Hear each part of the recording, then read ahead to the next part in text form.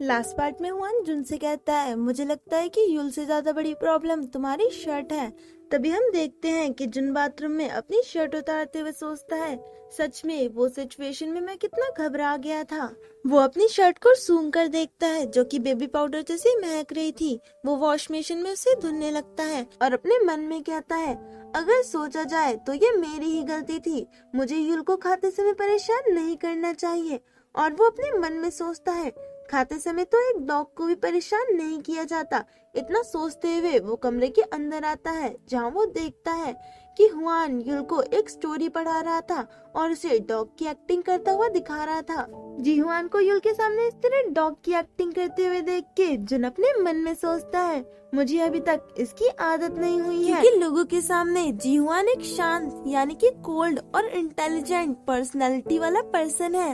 इतना सोचते हुए जुन खुश होकर गिगल करने लगता है और अपने मन में कहता है, आई लव इट, मुझे ये पसंद आया कि सिर्फ मैं ही जी हुआन की ये साइड देख सकता हूँ। जुन को वहाँ खड़े देखकर हुआन जुन को बुलाता है। हुआन की आवाज सुन के जुन अपने ख्यालों से बाहर आता है और हुआन की तरफ देखता है। हुआन कहता है, क्या तुम इसके लिए वो पपी डॉल ला दोगे जो तुम्हारे क्लोजेट के ऊपर रखी है? इतना सुनते ही जुन अपना सर हाँ में हिलाता है और सोचता है कि इसको युल के देखने के तरीके से ही मैं आसानी से ये बता सकता हूँ कि ये उससे बहुत ज्यादा प्यार करता है। जुन ये सब सोच ही रहा होता है कि दूसरी तरफ हम युल को देखते हैं जो कि खुद ही कमरे में चला गया होता है और उस पपी डॉल के लिए आगे बढ़ने लगता है। लेकिन रास्ते में जुन का लैपटॉप चार्जिंग में लगा होता है जिस पर युल ध्यान नहीं देता और उस पपी को पकड़ने के लिए आगे बढ़ने लगता है।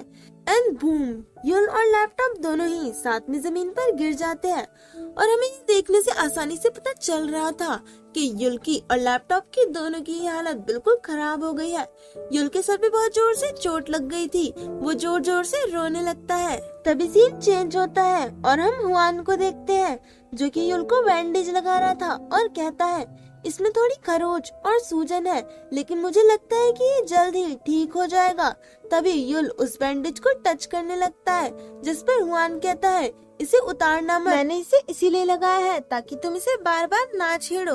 दूसरी तरफ हम जुन को देखते हैं जो कि अपने लैपटॉप को ऑन करने की कोशिश कर रहा था लेकिन उसका लैपटॉप ऑन नहीं होता है तो वो गुस्से में अपना सर पकड़कर बैठ जाता है जिस पर हुआन कहता है, क्या ये ऑन नहीं हो रहा? कोई नहीं, तुम आज मेरा लैपटॉप यूज कर लो, तुमने अपने काम को सेव तो किया होगा ना? जिस पर जुन कहता है, नहीं मैंने नहीं किया, मैंने अपना सब कुछ लैपटॉप में ही सेव किया था क्योंकि मुझे ऐसा कभी नहीं लगा था कि मैं इसे तोड़ दूंगा और इस समय यहाँ कोई सर्विस सेंटर खुला भी नहीं होगा। सबसे बड़ी प्रॉब्लम तो ये है कि कल मेरे काम को जमा करने की आखिरी डेट है। जिस पर हुआन कहता है, तो क्या तुम इन सब के लिए युल को ब्लेम कर रहे हो? इतना सुनते हुए तो हमारा छोटा युल भी बहुत ज्यादा परेशान हो जाता है और जुन के पास जाकर बड़े क्यूटली जुन का हाथ पकड़कर उसे अपनी चोट दिखाता हुआ कहता है, मम्मा वू वू। जिस पर जुन उसकी बातों पर ध्यान नहीं देता और गुस्से में युल से अपना हाथ छुड़ाते हुए कहता है, ऐसा नहीं है, ये मेरी गलती है जो मैंने चार्जर को लगा हुआ छोड़ दिया, इसीलिए मैं पूरी रात काम करने वाला हूँ। सो प्लीज युल को मेरे पास आने मत देना। इतना कहते हुए वो वहाँ से जाने लगता है। दूसरी तरफ युल जो चाहता था कि जुन उसे कैरी करे लेकिन जुन उसे छोड़कर चला जाता है जिस पर युल कुछ देर जुन को देखता है और फिर रोने लगता है। तभी हुआन जुन को रोक देता है और कहता है, हमें बात करनी चाहिए।